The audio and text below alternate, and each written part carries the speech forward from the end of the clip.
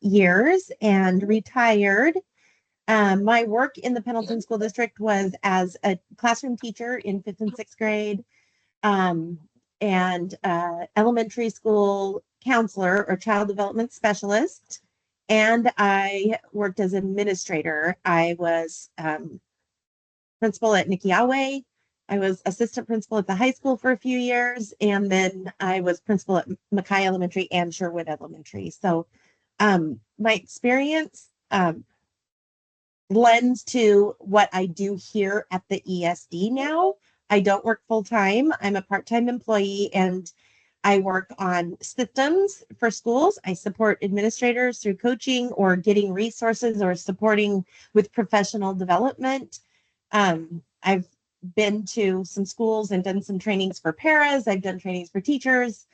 Um, Jenny and I are partnering in some attendance initiatives. And then I also work with like Oregon Data Suite and help districts with their data. So that is me. And now I will let Jenny introduce herself. Thank you, Rhonda. I'm Jenny Galloway. I'm as of this year, the school safety prevention specialist for the Intermountain ESD. Prior to, as many of you might know, I was with the Umatilla County Care Program for 30 years. In 2022, the momentum of my passion for school attendance definitely increased. We were missing 35,000 kids in the state of Oregon. 2024, we're partnered with the Intermountain ESD, Umatilla County, and school admin to create Umatilla County's truancy program. I'm much more fond of the carrot than the stick, but we have a stick in place. And then addition to that, in my current role, I'm the facilitator of the crisis flight team, behavior threat assessment teams, and then going into schools doing suicide prevention. So we're here today on, again, one of my passions, attendance, and I'm looking forward to all of your participation.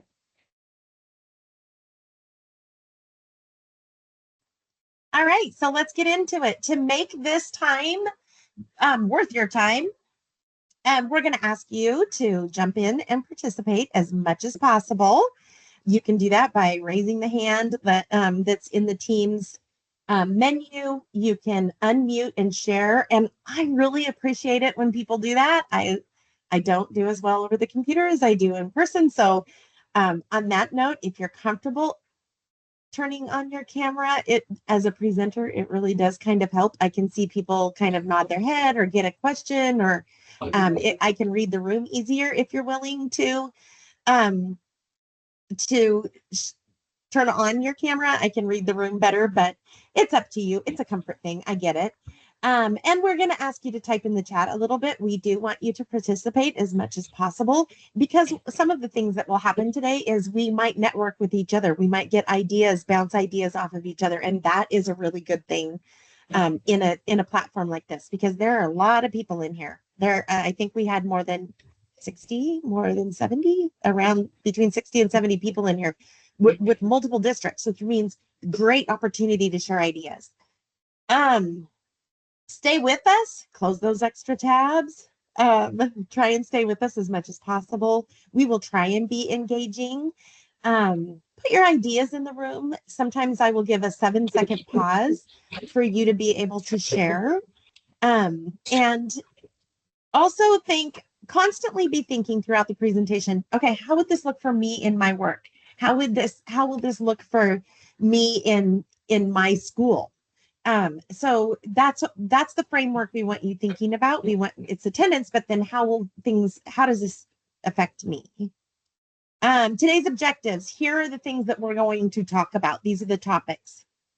We're going to talk about regular attendance versus average daily attendance, definitions and the difference between the two. We're going to talk about what Oregon expects. What are the expectations for attendance?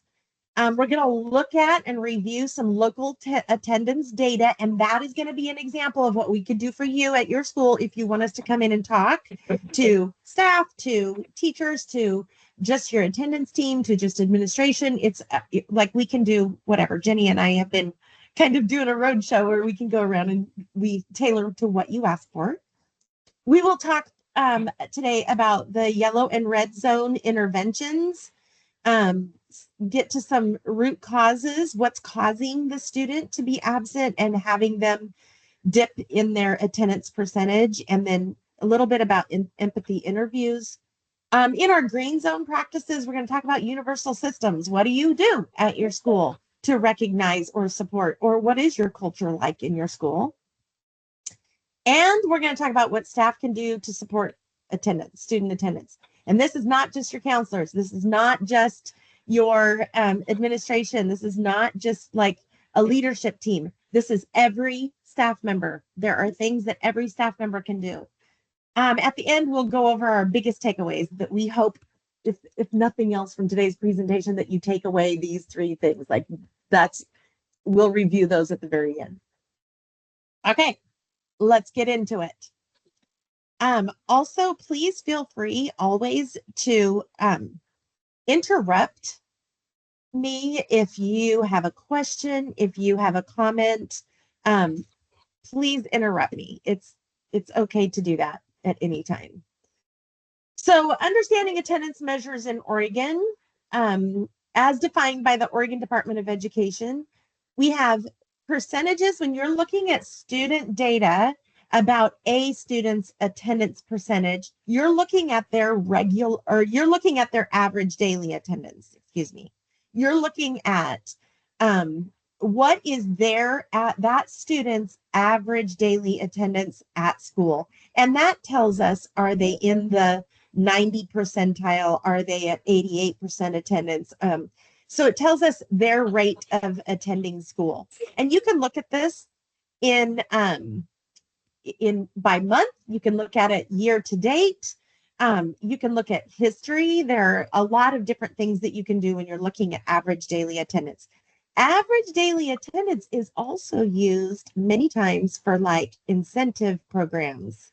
So if you were a high school and you had like by grade a competition on who has for the month of March, which grade, 9th grade, 10th grade, 11th grade, 12th grade has the best attendance average for just the month of March, let's say. That's where you would use average daily attendance. But let's talk about regular attendance, because it's very misunderstood. Regular attendance rates in the state of Oregon is what shows up on your school report card. Like that's what shows up that says that the state will judge your school based on your regular attendance rate, not on your average daily attendance. So it's very confusing sometimes when we talk about regular attendance. The state uses this is what they use. Regular attendance is the percentage of kids in your school who go to school 90% of the time or better, whose students whose average daily attendance is 90% or higher are in the regular attendance bucket. They're considered regular attenders. Anyone that's below 90%, actually 90% is not in the bucket. It has to be 90.1. Anyone for 90 or below 90 is not in the bucket. They're not counted as a regular attender. They're considered chronically absent. Okay.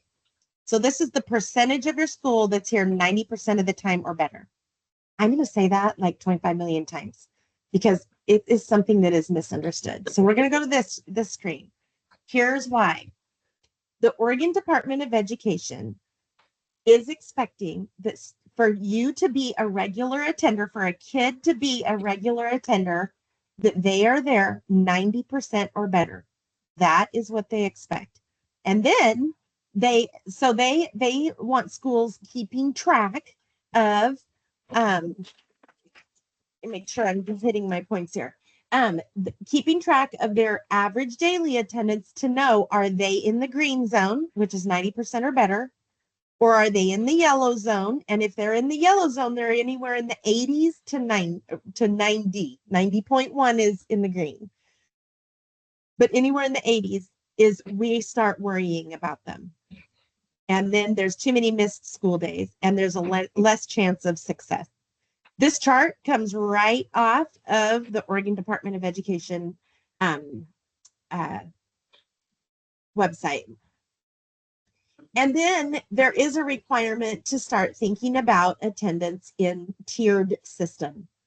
So if we're tracking some data and we're looking at how many kids are in the 90s, then we need to be looking at, well, how many are in the 80s? And what do we do about those kids? And then how many are less than 80 down here in this serious concern, chronically absent? And what do we do about that? And here is how we respond. I know this says academic and behavioral, but behavioral is attendance. It's a behavior.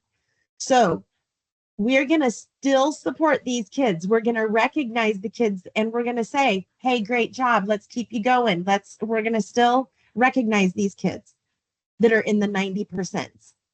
The students who are in the 80%, which is about 5 to 10% of your school usually, they are needing this is some of your students, and they're needing a rapid response, a check-in, and high efficiency response. We'll talk about what that looks like.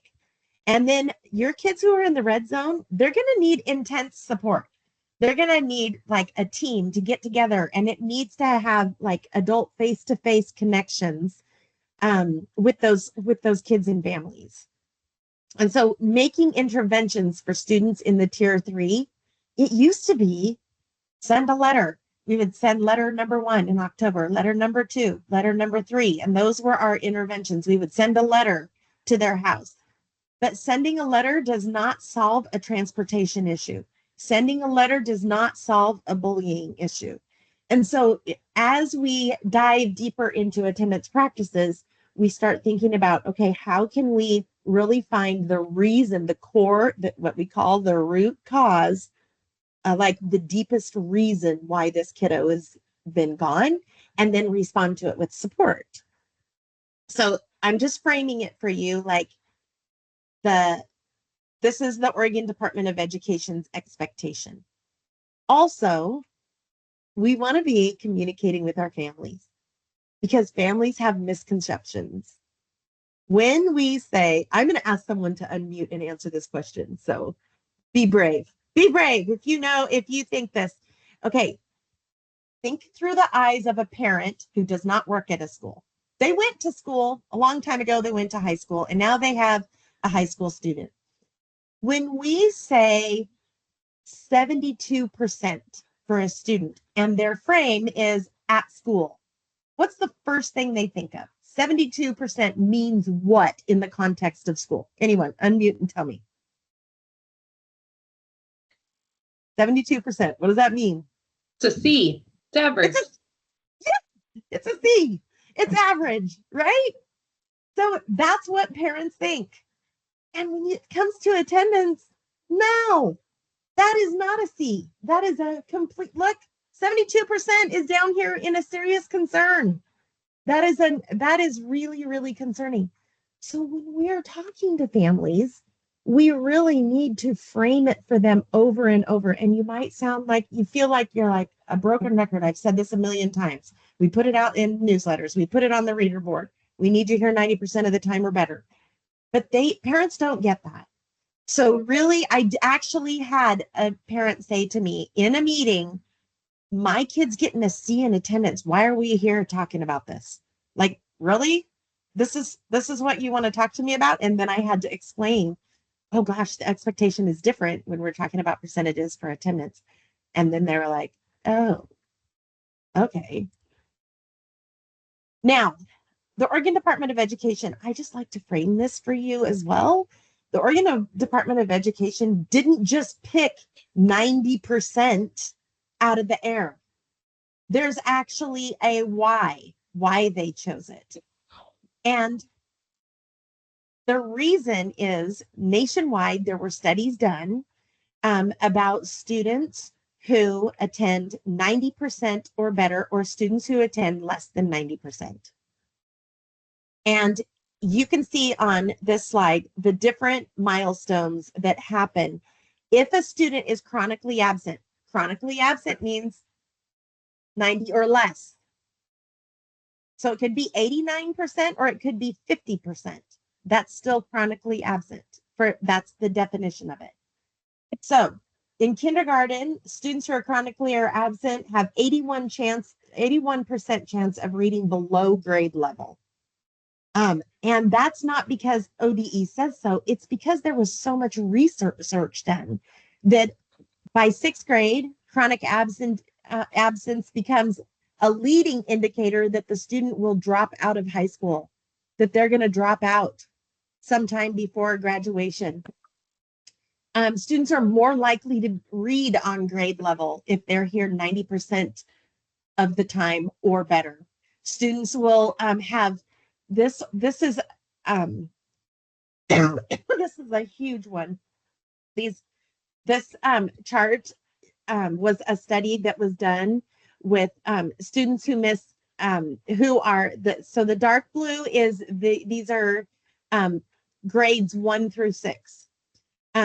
Students who are absent 8.2 days or less did not show up with a mental disorder or were less likely to have a mental disorder, and the students who were gone 11 or who missed more school were more likely to have a mental disorder, and it gets more severe the older they get.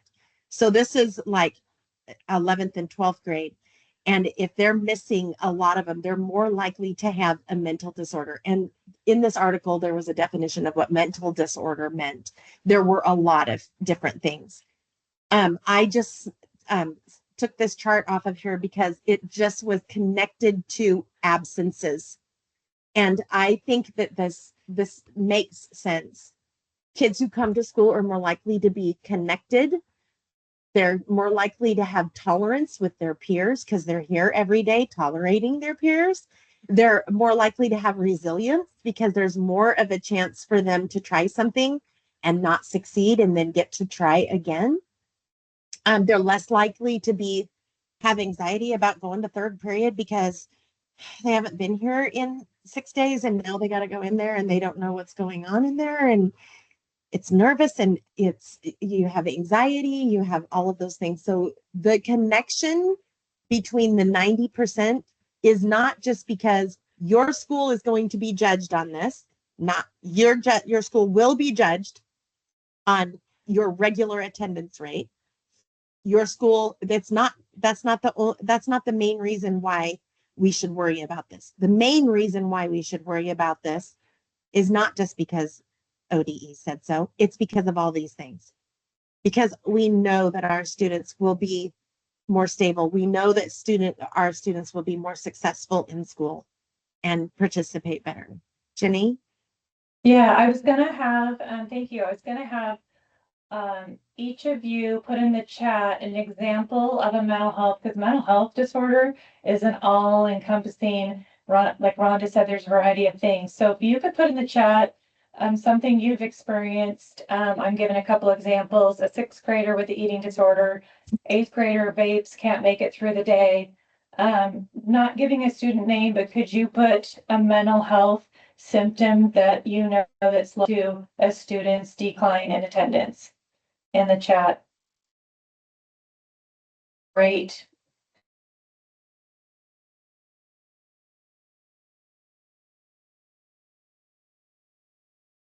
Just push the symptom. Like, what have you seen? You could put sixth grader puts their head down instead of interacting in class. What have you seen?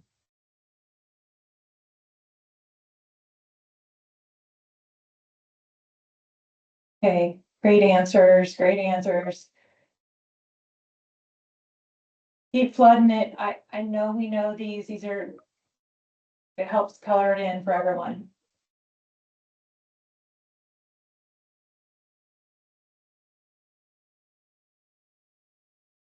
Avoidance. Asking delivering constantly. Withdrawal. Getting Not physically like that with sick. friends.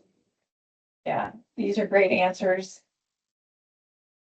A Huge Good. uptake on stomach concerns. That is a big one. That's completely related to anxiety. Yep. Self-harm. Tech addiction. addiction. Good.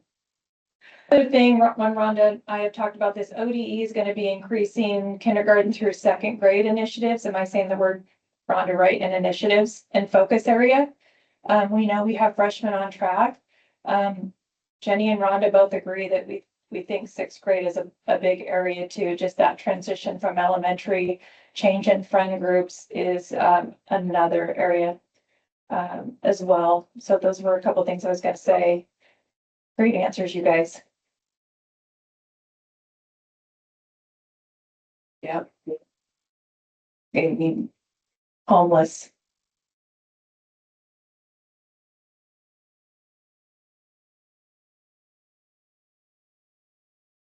Thank you.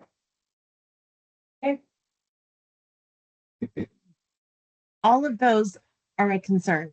All of those are reasons why we want our kids there 90% or more of the time.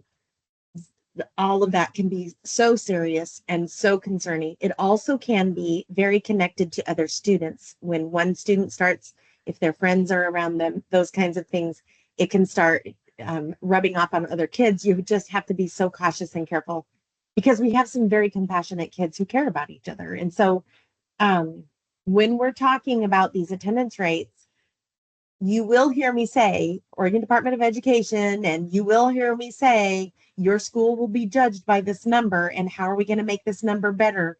But the goal behind it for me is not so that your school looks better. It's so that those kids, the kids that you're putting in the chat, that you're thinking of, those spaces start improving some things. And how can we make school a place where they want to be? So I'm going to show you here. You see the regular attender rates for districts and schools. This is actual data that was taken day before yesterday. So it's live data of what for one district in our region. So this top row is the whole district. And their attendance rate is all schools put together in this district is 66.43%. That's their regular attendance rate. Remember, what that means is 66% of their kids go to school 90% or more of the time. Okay, so they're losing about 33% of the 34% of their kids are not attending 90%. Okay, so we're just gonna break this down. In Oregon Data Suite, I can do this for any school, any grade. I can go in and look at this stuff for you, or some of you know how to use this and use this regularly as well. But I clicked then on the high school. Okay, the high school's regular attenders is 54% of the kids at this high school attend 90% or more of the time. So I clicked on the high school and it dropped down this, see, 5407. Now it's over here, 5407, same high school, same day. I clicked on it and it dropped down this to show me some trends. So at 90, they were at 60% 90 days ago. Then they dropped to 57. Then they dropped to 55. So, and then they're currently at 54. And then I could go in and I could click. I'm like, okay, so they're trending down. It's flu season. It's we have all sorts of reasons why kids are gone. Then I can click on grade levels and it'll break it down by grade. And it breaks it down like this to how many kids for their grade level. So ninth graders, 70% of the ninth graders come 90% of the time or more. And 10th grade is 58, 11th grade is 47, and 12th grade is only 39% of the students in the 12th grade at this school come 90% or more of the time. So I'm going to ask you a question about that in just a second, but I want to show you a misconception because many times when we are looking at data, we look at average daily attendance. So here's the thing. See this little gear right here? That shows the average daily percentage for that high school. They were at 86%, but their regular attendance rate is 54%. So if you're saying, oh, 86% of our kids are here today, or 86%, we have an average of 86% attendance, it isn't capturing really the amount of students that we want in the 90% club. Okay. So now I'm gonna pose a question. I'm gonna ask you to type it in the chat. Are you ready? Be ready to type. Get your chat open. I want you to guess in a district, and this is districts across the state of Oregon, but it's also districts in our region. I checked a whole bunch of them. I checked tiny school districts and huge school districts, and it was the same across all of them. What two grades do you think have the lowest regular attendance rates? That means the lowest percentage of students that are here 90% or more of the time. What two? Ooh, good. Here you go. 11 and 12, junior and senior. 6th and 9th. Good job. You guys are doing great. Some of you were in the last one and you know the answers. I love it. Yes.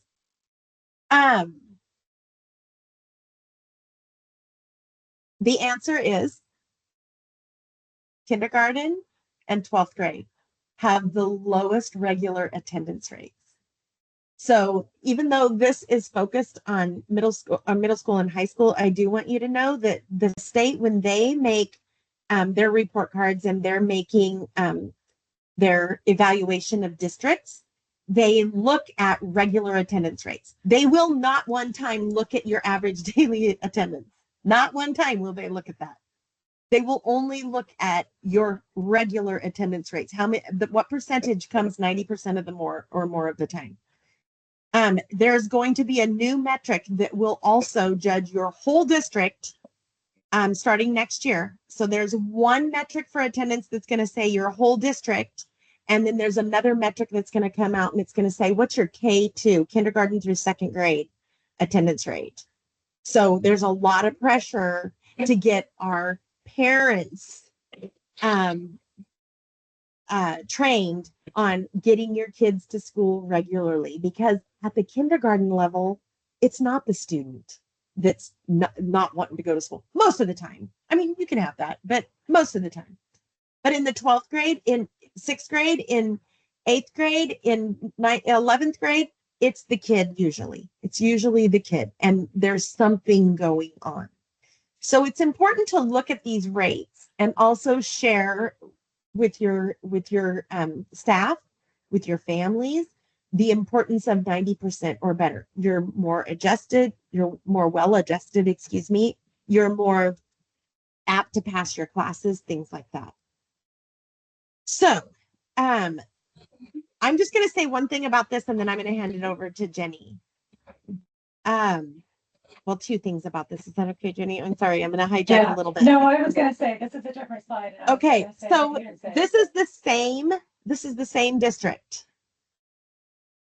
When you look at it, they have 54% of, oh wait, let me go back. 54%. This is just the high school. This is just the high school in this district that we looked at. Just the high school alone. They said 54% of their students are here 90% or more of the time, and the rest are not. And when you're not, you're chronically absent. If you're not in the 90% or better club, you're chronically absent. But when we do take it and break it down, you can see that this group, the 80% and then the 70 and below percent, you have a lot of kids who are almost here 90% of the time, almost. So Jenny's going to talk a little bit about what do we do and what is our best practice. But this feels very like, okay, it feels not true. Like we have 109 kids who are almost in the green. So let us put them in the bucket. So she's going to talk. I'm going to stop sharing and I'm going to let Jenny share her screen and take over.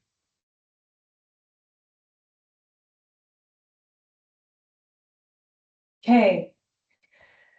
All right, I'm just reiterating Rhonda's. It's so interesting on this one that this pie, this whole thing could look so much different with what we're gonna do next. So I'm gonna go right into it. This is the magic, you guys. This is not gonna be hard, but this is teachers. This isn't just the counselor, this is teachers. Research has shown, because Rhonda and I have looked into this significantly, and this has Wait, been a really innovative. can you guys see her screen? Yeah, can you guys see it? No, because Oh. you didn't share your screen. Oh, sorry, I thought I did. I'm just talking. Sorry, you guys. Can you There see we it are. now? Yes. Hey, okay, thank you. Sorry. Thank you, Rhonda. Anyway, here's the magic. The magic. One phone call in that yellow zone, that 109 that Rhonda just showed. I can click back up here. One phone call. We're not dismissing the red because we're going to be making phone calls there. But in the yellow, the one phone call saying three things, one positive thing about the student in the class, current attendance, and one personal thing about the student. One positive thing. I like, and there, this is not a text. This is not remind, this is not an email. This is a phone call. Yes, it's kind of hard to hunt sometimes our parents down, but one positive thing. I really like the way they're laughing and joking around, but they'll get focused once they're in their seat. Their current attendance is 87%. We're wanting them at 90, but not negative, just they're at 87. They're almost there. And then one personal thing about the student, I heard you guys got a new dog. He looks really cute. I saw a picture on their phone. So 3 things. I know you're busy today too. I just wanted to give you that real quick. We're seeing excellent results in the districts we're doing it. And some teachers were like, can I call on my red zone kids too? And not to minimize that, but the big push is really to push this yellow group in. And then our attendance teams and supports will look at the red. And that might be you as the classroom teacher on those as well, because you're important. So as you see this, our Rhonda did this, I think it's really cute. So I have to show it, get excited about it. But the bucket, they're sitting in the bucket and we're trying to get some red kids in the bucket. We're trying to keep our green kids there. Also, our green kids can teeter. They got influenza A, they're at home and they're kind of right here. So we're pulling them back in. So this is a powerful tool, and we have heard this. This isn't everyone on this call today, but we have heard that this is a very difficult thing for our upper level grades to do. Sometimes it's a question of, well, I have 6, 7 class periods in a day. Am I supposed to call on every single one? I want to say yes, but that's probably not my call. Anyway, that has been, is this the counselor's job? Who is it? But I'm saying this is the teacher's job. The other thing, if a student's not there in the morning, but they come to your class in the afternoon, you're golden. Because they might skip all morning and not go, but you might be the one that calls. And like would say, love to see him here all day. I know they make it from my class in the afternoon because you have that rapport. So we're going to talk a little bit more about that. But I think this is a really great way of saying, here's something I can do to try to keep people in the bucket and push them in. Whoa, jeez. Okay, this is what the trend is. And I don't know, raise your hand if you have seen something like this or your district is using it. Something like this park next to a student name. Okay, perfect. Awesome. This is kind of definitely increasing. I'm going to say this is student name. This is the grade, which they're younger. So we're going to say 6th graders, or you're going to say your own grade, 10th grade. The teacher, I'm going to bounce over here to see, we saw it in September. We had hunting season, roundup, school just got back to school. We have October conferences, November, Thanksgiving, December, obviously, Christmas and Christmas break, and then year to date. So what I want to do is draw attention to a couple here. And one of them is K. So we're gonna go all the way over here and we're gonna like, oh, they're 85. They're not, they're halfway, right? They're halfway to the bucket. They plummeted. We don't know what happened. Did they get sick? Did they, was there a parent death? We don't know what that means, but oh my gosh, they were 100%, still not in the bucket, but might not have got a phone call here because of the first of the year and things kind of got going. Definitely would have got a phone call here. The other one is you. We go to you and we see Grant starts great, green, drops 10%, like teetering, drops 86, drops again, barely as an average makes it into the bucket. There was another one, Rhonda, jump in with me because you brought one up last one that we looked at a little bit closer as well. The key thing, as I say that, Rhonda, the key thing is that this gives you a bird's eye view across the chart of this student in your class, and it makes you think, what happened? Or you knew them well enough to know what happened, and then maybe you do some incentives here. Like, this is great. Go back to what we're doing with our school-wide incentives. But I'm hoping that you're using this. If not, we're going to be coming to your school districts to help you do that. And I think it gets fun. I'm going to say it's fun because when we've gone to the school districts, they get excited. Like, I didn't even realize they dropped until they saw it in this manner. So, anything else to add on that, Rhonda? I just want to remind folks, when if you don't get charts like this, because sometimes classroom teachers don't get these charts, it's maybe a counselor or an administrator who has these charts. And if you're a kids person, you can make a phone call. It's okay to make positive phone calls to families at any time. What we're saying when we look at this type of data is this tells a story. Ooh, someone's unmuted. I can't tell who it is. But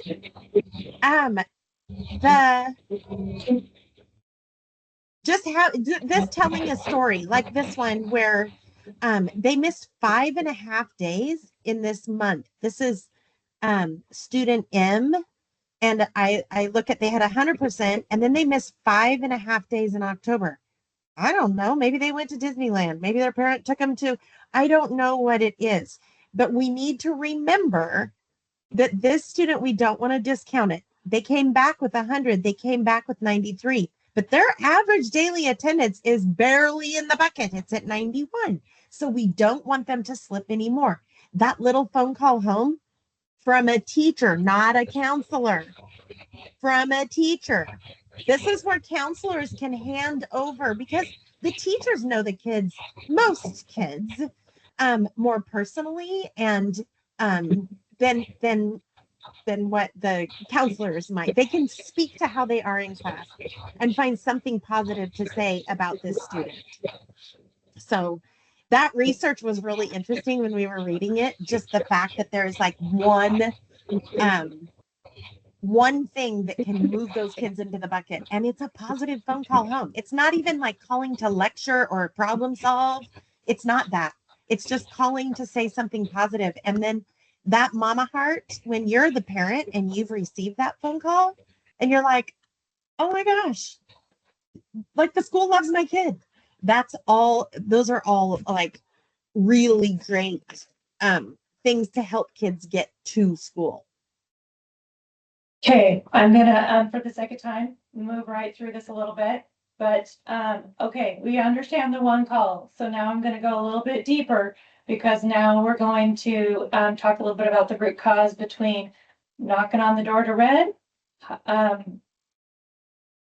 low percentage, just these kids in between what we can do. Have you guys seen a root cause in your building? Please raise your hand if you've seen a root cause. I'm going to have McKinnon link it in the chat so you have a copy of this one.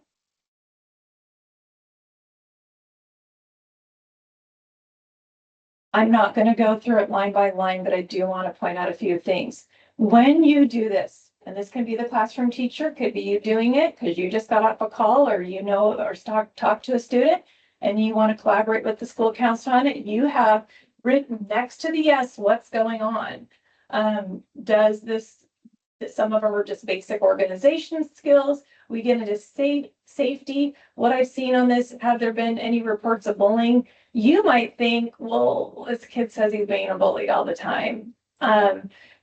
No, but they say they're being bullied. If they say they're being bullied, please do a deep dive and put that on here and mark yes. Your collaboration with your team can suss that out. But right now, that's their experience. The other piece about it, social dynamics. I just saw in the chat some of their mental health reasons are, break up with a friendship group, break up with a girlfriend, boyfriend, going from one class to another, maybe vaping in between, been caught before, aren't being caught right now, home situation, have they moved, who were they living with, parents getting a divorce. Those are kind of self-explanatory, but please write. I know this part becomes like hardly in your room to write. Sticky tab it, write in a story, put a little story in these as you're doing the yes. So when you collaborate on that, the other thing about this is, the root cause can change daily, weekly. You just got off a phone call and they're saying they were sick, and then you're kind of like, everyone said they're sick, and then it's been 2 weeks and they're going, wait, they're still sick. Well, now they said they're homeless. So that changed. So the two pieces here, student voice, parent voice. Please make the call when you're making the call to get that information and honor their answers, even if you have a bias with the student or the situation. That write it down, send it in. This is an opportunity for you to gather information that could collectively move that kid into the bucket because you alleviated a situation. I had a student say they were being bullied, and the admin said, I have, in this voice, I have received 0 reports of any bullying from him. And the parent said, okay, well, that's what they're saying. And I was just looking at that admin thinking, I don't think I'd want to come report to you either. You sounded really angry about that. So if we're shifting our voice into an inquiry, like, tell me more about that. Even in your head, you might be like, let's honor it. So those are just some pieces I want to give to you. You're probably already doing it. Have this in your desk, have this close to you. It also gives you some things that might come up during a phone conversation.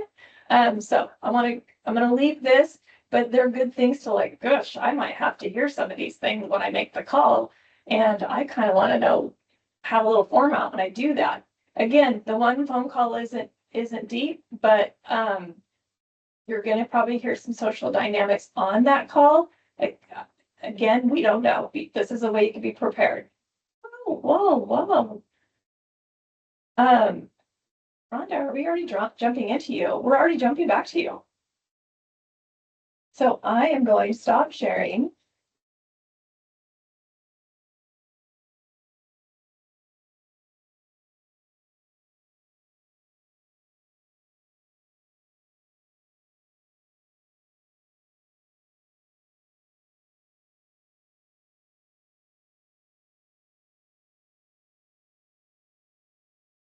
Sorry, I was muted, wasn't I? Sorry.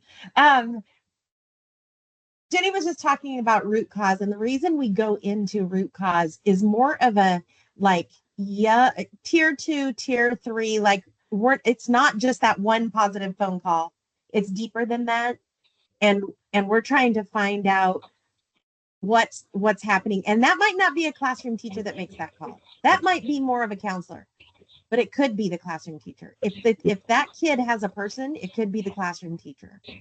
So we're going to switch now to the green zone. This is like, what do we do universally in our school that helps attendance? So here we go.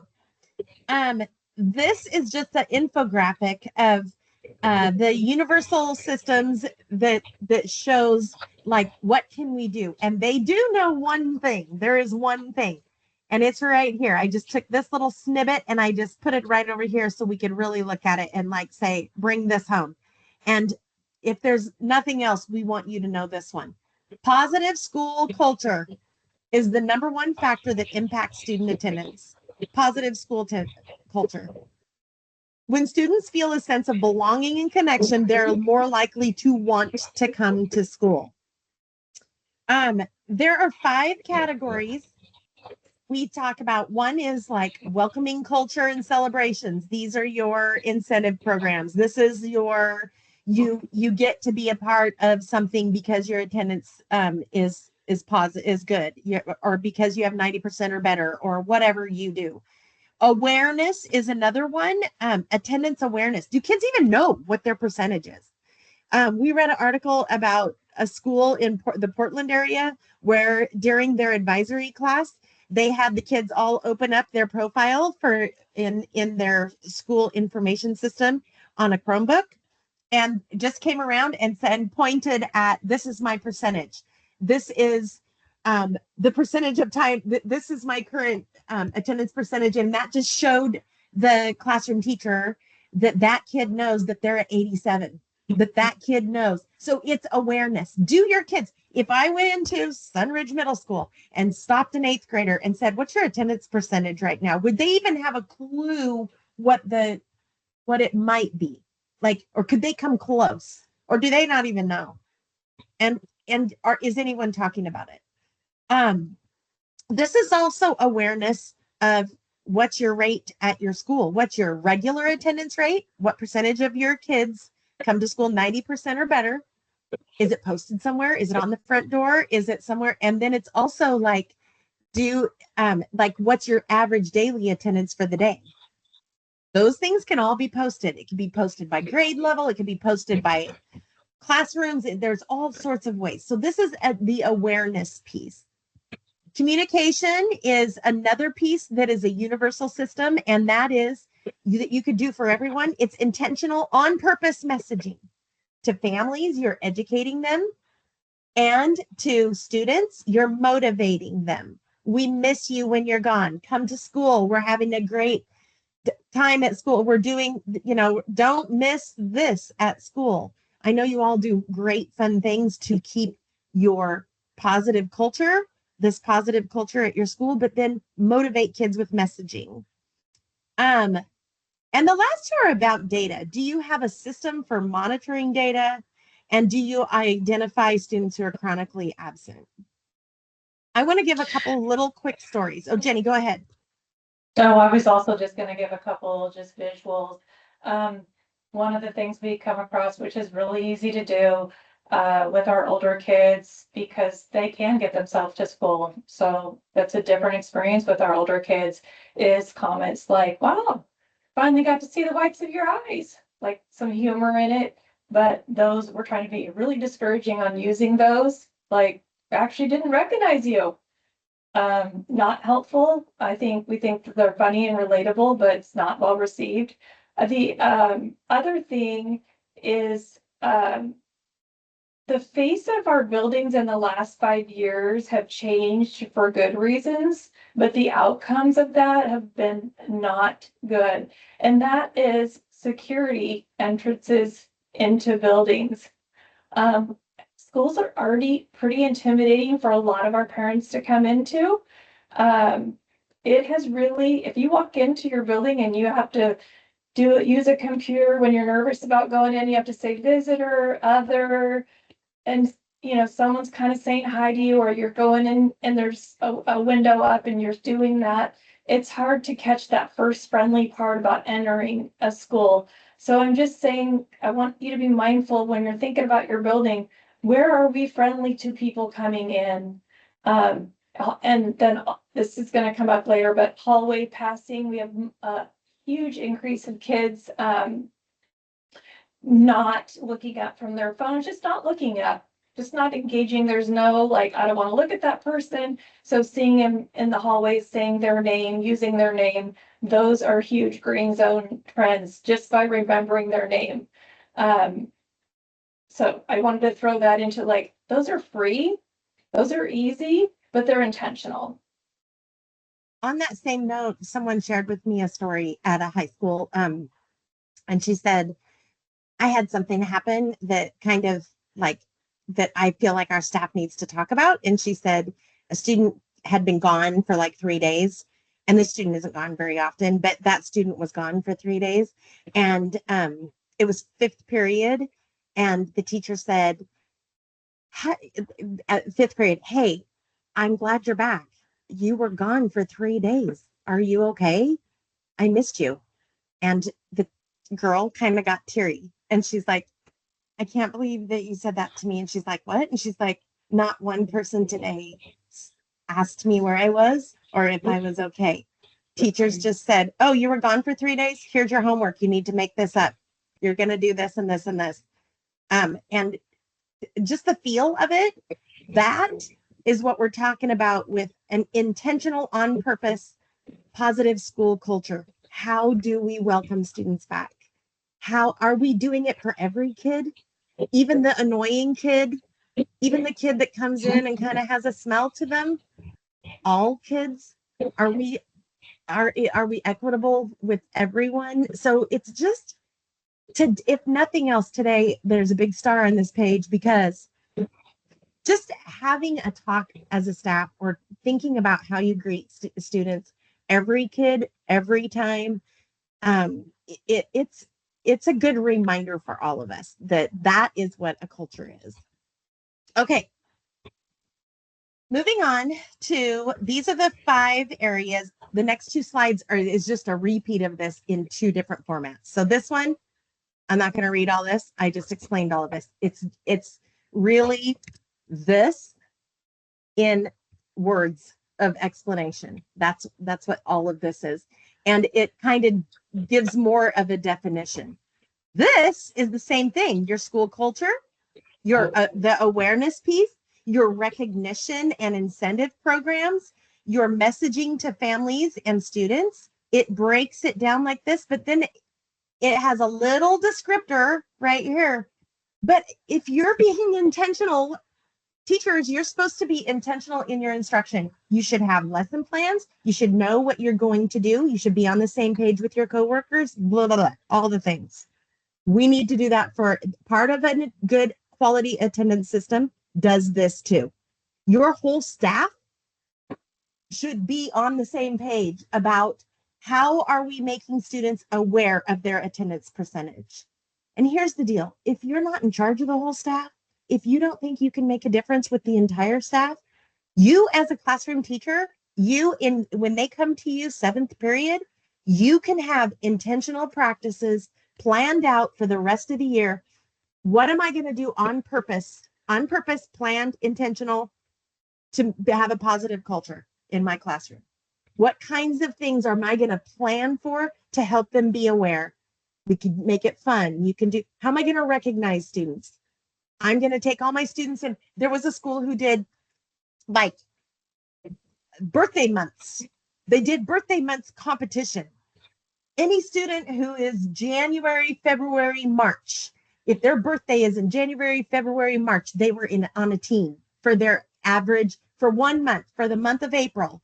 It was the January, February, March birthdays versus the April, May, June's versus they were, and they had this competition and it was school wide. It wasn't 9th grade against 8th grade or whatever you have. It was a new way of looking at it. And then at the end of the month, whoever had the best average attendance, they got to have ice cream during 7th period. The last 10 minutes, come down and get an ice cream, like whatever it is.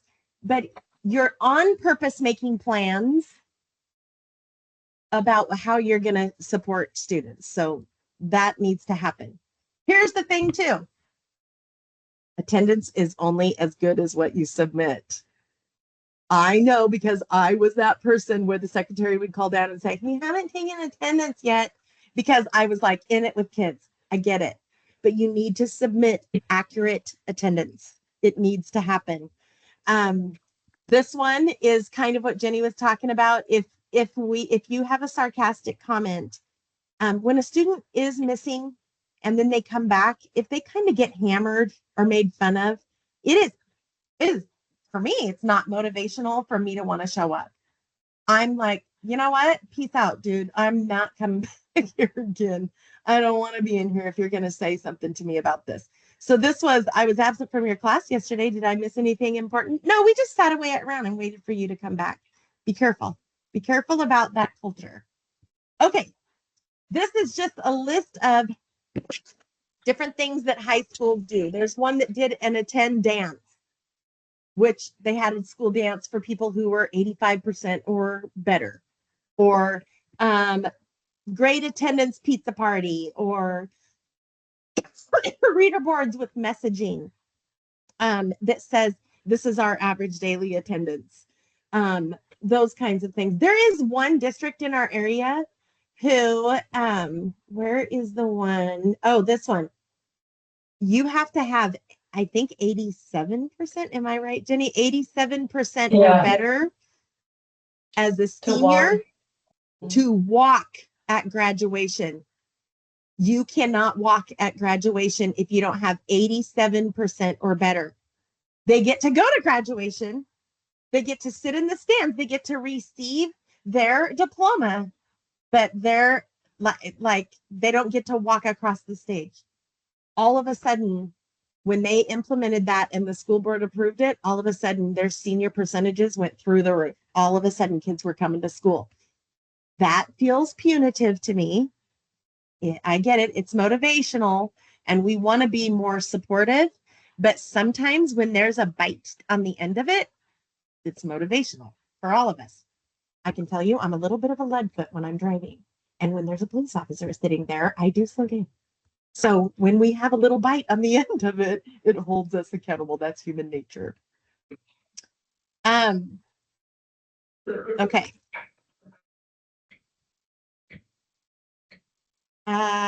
Is there anyone, do we want to have them put in the chat? Do we have time for that, Jenny? Yeah, let's do that real quick because I think we definitely have time. You can put a practice in the chat that you do in your building, from, candy on the table for those who came that day. I don't know, whatever green zone, whatever universal practice you might do in your classroom or in your building, please put it in the chat for us. Not to interrupt really quick, sorry, but there was a question in the chat that I'm also pretty curious about, if we could look at that, the difference between excused and unexcused school activities and sports and how they factor. Sorry, I didn't mean to interrupt, but I just wanted that to be looked at. Yes, and that's what you're supposed to do. You interrupt us when you see that in the chat.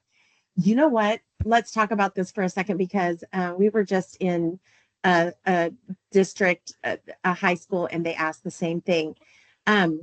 So the state of Oregon, when they're counting attendance, they're counting whether it's excused or unexcused, it counts as an attendance. So we're not talking unexcused absences only. We're talking any reason for being gone. Now, athletics, any school event, like you're in leadership and you're going over and you missed the end of the day because you went over and helped at the Pelk in town or a different elementary school in your town or whatever.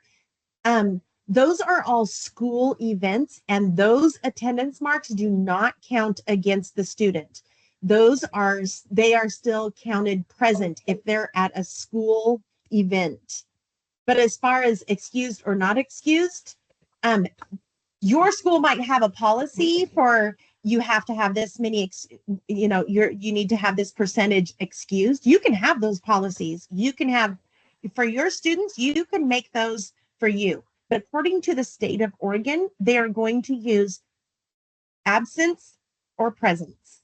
And it doesn't matter if it's excused or unexcused. Does that answer the question?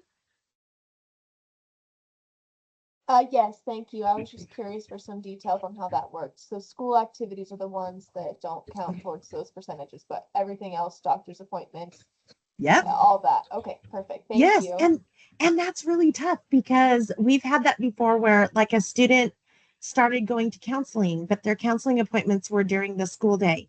And then they were upset because they could never get 100% attendance. Like that feels not right. Like why? Because I go to counseling, I can't get 100% attendance. And that's where you as a school, you as a district have to come up with what your policy is for those things. Yeah. I'm seeing some great things in the chat. Intentionally greeting students. That's like my favorite. I think it's really important seeing kids. I think it's great. Being present in the halls. Those are just natural. Using their names. Oh, Using their so names. huge. Kids are watching everything. They see how you might say hello to another kid and you might like that kid better. But if you could give the same energy, like Rhonda said, I think they would be like, wow, that was really, they're just not going to say anything. That's what they're going to text their friend. Mr. So-and-so was really nice to me today. That's their takeaway. And it was $0. Okay. Autographed pencils. Who autographs the pencils? Autographed birthday math pencils. I love it. Does it have Mitch Morioka's name on it? Does Morioka sign his own pencils? And like, I bet they love it. That's awesome.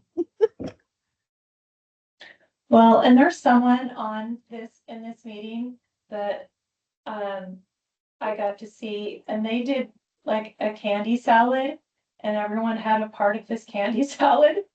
And I thought it was really cool. Of course, it's not something you can do all the time, but I just think those things are a connection.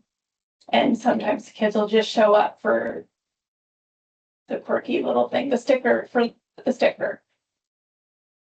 And don't think that stickers are too babyish for high schoolers, because we all know if you give a high schooler a sticker, the other kids around them are like, do I get a sticker? Why'd they get a sticker? How come I want a sticker? Like we know that. I just have to say, I really, I want to bring home what Marty Campbell put in the chat, because it's true. He says, I try to catch up with students who have been gone. And in some cases that turns into a pretty deep conversation. Most of the time it will. And that's because you have strong connections with kids. And when you have strong connections with kids, they're going to want to come back to school. So it's powerful. Taking the moment. And you guys have so many other things on your plate. You've got so much on your plate. Yeah. Okay, let's and review. we know some of these. Go ahead, Jenny. Sorry. Oh, I just go down a rabbit hole, so let's not do it.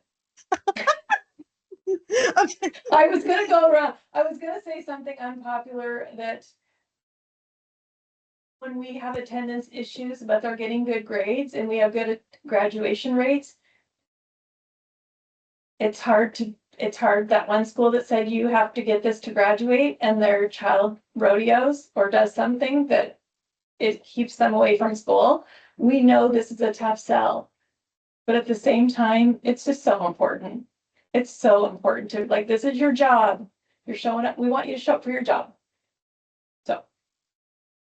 Okay, so today we reviewed regular attendance versus average daily attendance, what the expectations are in Oregon, looked at some data, yellow and red zone interventions. I want to go back. The number one response to getting kids from the 80s to the 90s, those are your low-hanging fruit. It's the one positive phone call from a teacher, not from the counselor. Well, yes, could be the counselor, but it's most of the time from the teacher. Also, we have a script that has sentence starters with things that you can say if you're uncomfortable making that phone call. We have a script, we can share it with you. We're happy to do that. But that was really helpful. And we had a teacher use that and they were like, I'm really good at it now. I'm calling all these families, and kids are coming back saying, oh my God, my mom took me out to dinner last night. What'd you say? Why'd you make this call? What'd you say to my teacher? We had one kid also. Who's unmuted? Bidor. Sorry. I thought maybe it was Bidor. This big yawn. I didn't know I was unmuted. It's I okay. apologize. Good job. It was perfect timing. Yawn, Rhonda. Move on. Next topic, Rhonda. Let's go. We talked about green zone and then what staff can do. Here are your biggest takeaways, please.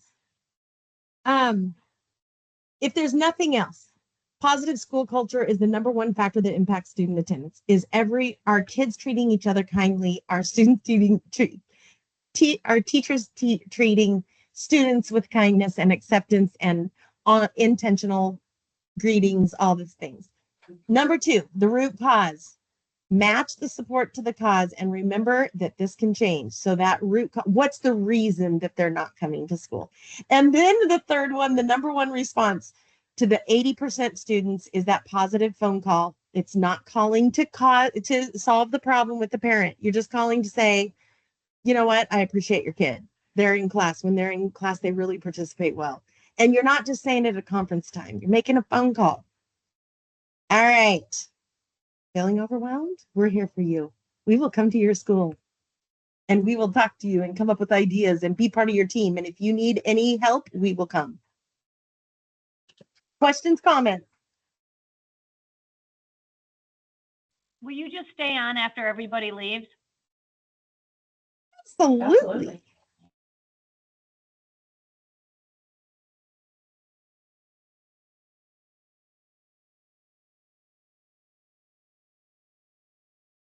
Okay. No, I was just wondering what Yeah, data. Oh, are you there? No, yeah, go ahead. Okay. I have no idea where my microphone is, so I don't know how this all works. What is the end goal from the state of Oregon to where they felt the 90% attendance is something worthy to grade us on? Great I mean, what's question. their goal? Like, do they want the graduation rates up? Do they want test scores up? What they want is for kids to attend school so that they can achieve at grade level, so that they can receive the instruction that teachers are working every day to provide. They want those kids in school so that they are more likely to achieve at their grade level or have social interactions with students, things like that. So their goal is to get kids in school so they can receive the instruction that you all work hard in preparing.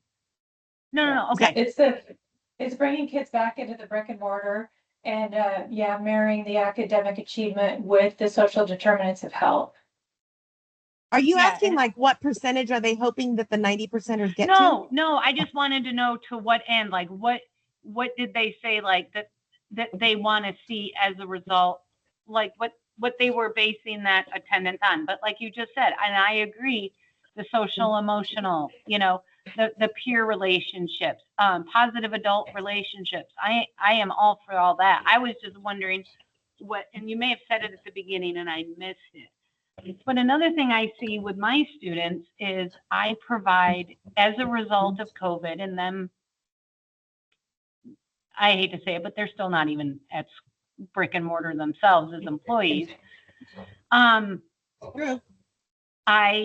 We had done those Google Classrooms for so long, and now I put my copy of my notes, I put the assignments, I put copies of the textbook all on Google Classroom, and I have students I think definitely have issues coming to school, but when they do show up, they have all of their assignments done and handed in.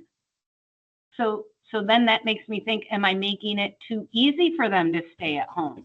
Have I created an environment for remote learning? And where do I pull the rug out? But then we also can't grade them based on attendance. You're speaking my language, girl. You're speaking my language. Yeah. We have to make it so that they can access the information when they are gone. And I am glad that you have a way for them to access the information. But there is a little saying that says the best teacher is the teacher. It's not the textbook. It's not the resource. The best teacher is the teacher. And so right. I don't think Oregon cares about that though. I don't think that's what they're I think thinking. that's what they're trying to say when they're like saying your district will be judged on 90% or better only. If they're not in the if they're at 89.999%, they're not in the bucket. They're considered chronically absent, and Oh, we and need them here more often. Go ahead, Kurt. Go. Yeah. Yeah. I think one thing that a lot of people don't know or don't understand is it's not just being judged, it's also funded.